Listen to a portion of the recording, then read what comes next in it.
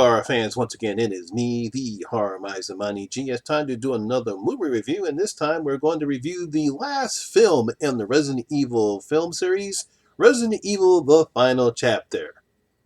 Again! Now, Resident Evil: The Final Chapter is a 2016 sci-fi horror action film. Once again, it is written and directed by Paul W.S. Anderson. And again, it is based on the video game by Capcom. Once again, this stars Mila Jovovich.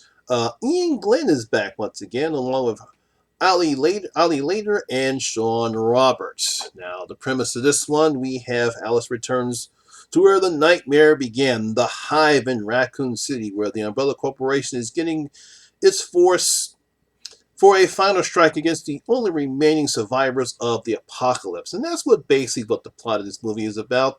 Now, well, let's see what I have to say.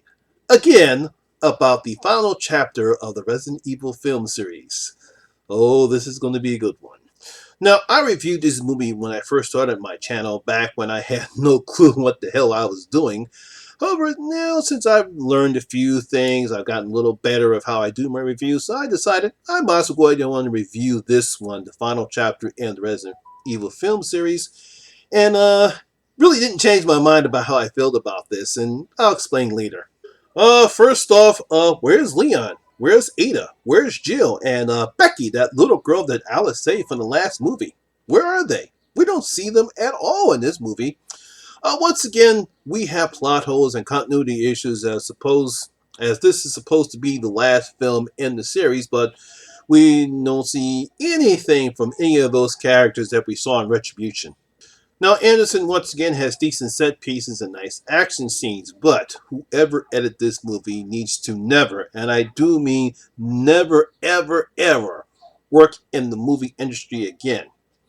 Now, I myself, I don't know that much about filmmaking, but even a child could edit this film better than who edited the crap out of this one. I mean, just terrible editing.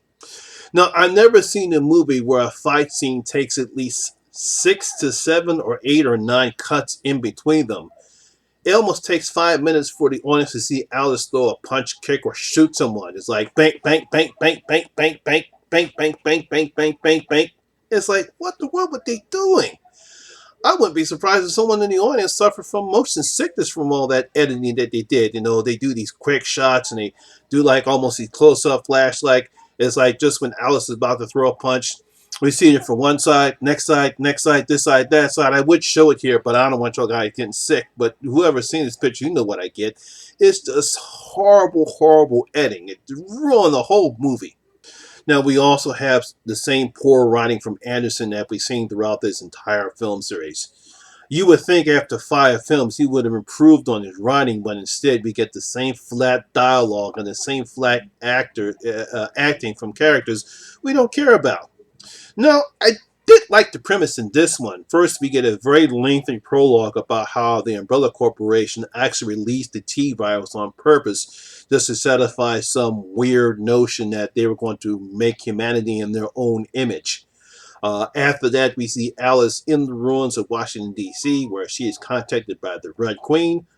There's another problem. The last time we saw the Red Queen, she was a homicidal AI, and now she's the nice, cute little girl. Where's the continuity issues? Well, she tells Alice that the Umbrella Corporation has an airborne antivirus hidden within the hive underneath the ruins of Raccoon City. So Alice, along with some of the last survivors of the apocalypse, which includes Claire, head to Raccoon City to see if they can finally put an end to the nightmare and save humanity. Yay! Now, once again, we have some decent set pieces like we've seen throughout the series.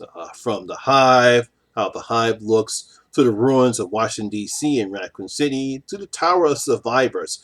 Anderson and the filmmakers do their best to show the destruction that the virus have caused and how poor and limited supplies that the survivors have.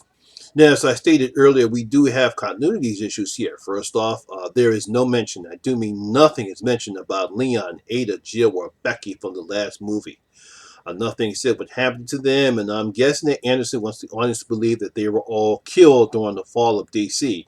However, Alice doesn't say anything about any of them, especially about Becky, despite the fact that she went out of her way to save her in Retribution. So we come here, Alice comes up. She's all alone.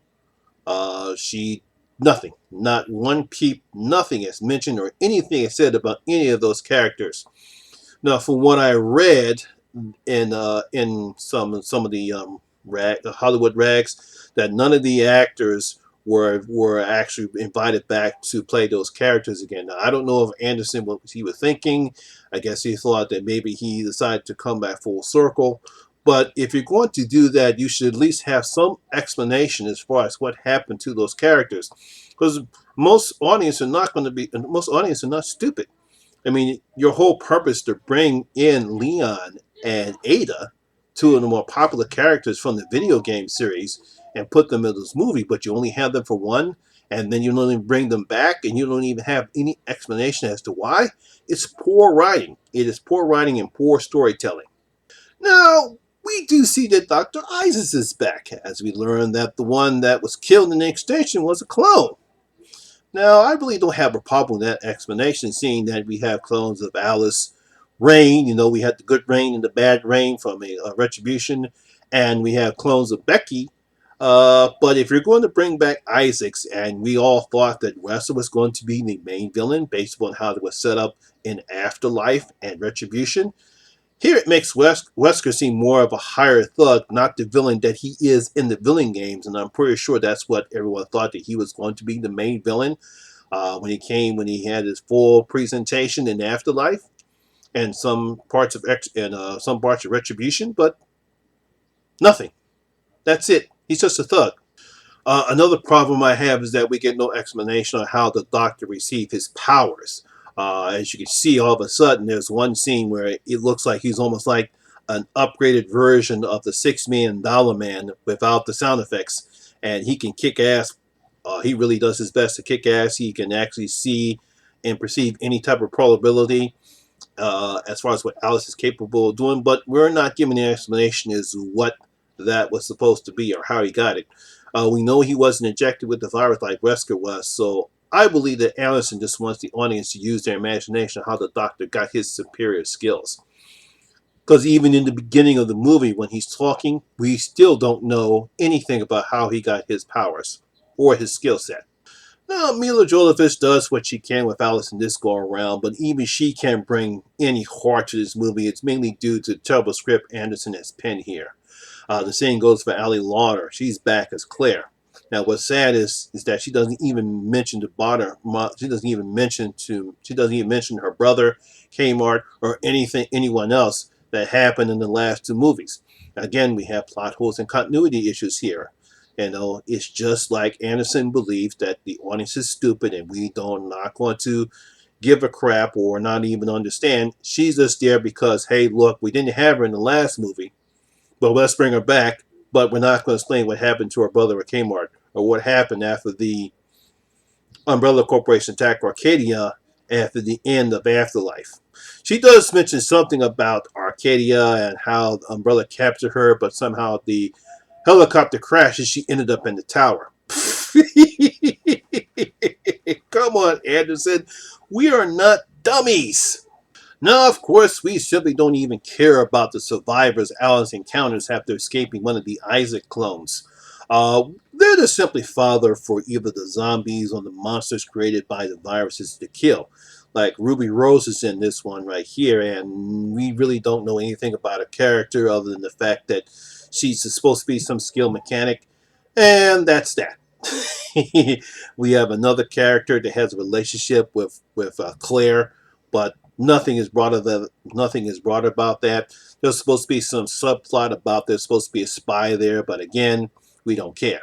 Now, at least the zombies, the monsters, especially the zombie dogs, they look scary and frightening, and we have the running zombies again, but they're not even given enough screen time to make them a threat. More of this is done on the action between Alice and the Isaac clones, and them trying to get the antivirus up from the hive and save humanity. That's basically what this film is about. Now, being that this is supposed to be the concluding chapter of the series, I was hoping for a more satisfying ending to the series. It was a nice premise of having Alice return back to Raccoon City and to the hive where it all started off, sort of like a full circle. We do get some nice callbacks from all the movies in the series. We even get a decent fight scene between the real Isaacs and Alice in the laser room from the first movie, but unfortunately it's ruined from all the terrible editing. Now, I know a lot of people, including myself, didn't like this one at all. And it's sad because it could have been a decent movie with a fitting ending to the film series, but with the bad writing, the flat acting, and that horrendous editing, this movie could be shown to future filmmakers about how bad editing can ruin a movie. I mean, it could have been better if we could have actually seen the fight scenes shown a decent way. Could have saved the movie that way. There's a scene where Alice is running from one of the monsters created by the virus, and it could have been a decent scene, but that's ruined by the editing at all. Like I said, it's just terrible editing. I don't know what in the world happened to these people. Only thing I could guess is that obviously when they were filming the film, and I know that they were trying to cash in on the 3D aspect on it. However, something must have happened, and they had to edit it in order to hide some of the problems that they had after post. Whoever did it, they deserve to be blackballed. I'm sorry, because you just don't. I mean, like I said before, as very much as I'm not a filmmaker or never professed to be, or I don't know very little about film editing. But Coleman, even I can edit better than this guy. Now, as a final note, uh, I'm pretty sure Anderson, the filmmakers, are having the last laugh because the film turned out to have the highest grossing in the franchise, making over 312 million worldwide on a $40 million budget. And as a whole, the Resident Evil film series is the highest grossing film series based on a video game, making over 1.2 billion worldwide. So Sony, Screen Gems, Anderson, and everyone else, the filmmakers, they're the ones that are having the last laugh because they said, yeah, we made all this money because all you people love this series. I really don't know what's going to happen with the Resident Evil film series. I've heard that they are trying to, obviously, more than likely that they're going to reboot it again. Maybe they'll probably stick more closer to the source material than what they did here. But I'm pretty sure that whoever decides to make this film, they will do a much better job than this last one here. So, I am going to give Resident Evil the final chapter 1 out of my 5 bloody gold coins. Only give it 1 out of my 5 bloody gold coins. Yeah, it's that bad. I'm sorry, it's that bad. So, horror fans, that's my video, and that will conclude the film series. I will make a video where I will rank the Resident Evil film series because that's something I have not done yet. So, look for that video. I hope that I should have it up before the end of this week. If you have seen the final chapter, Resident Evil, the final chapter, what do you think about it? Do you hate this movie as much as I? Well, not hate.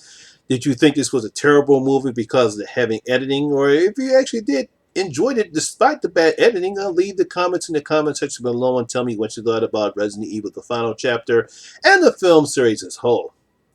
Also, if you like this video, please like and share. If you're new here, hit that subscribe button and ring the notification bell. That way you'll be notified anytime when I put up new videos such as this one. And all my social media links will be in the description box below as well. Once again, my name is Lamont Smith, better known as the Horror Miser Monty G. And always remember, horror rules. I'll see you in my next video. I'm out. You're all going to die down here.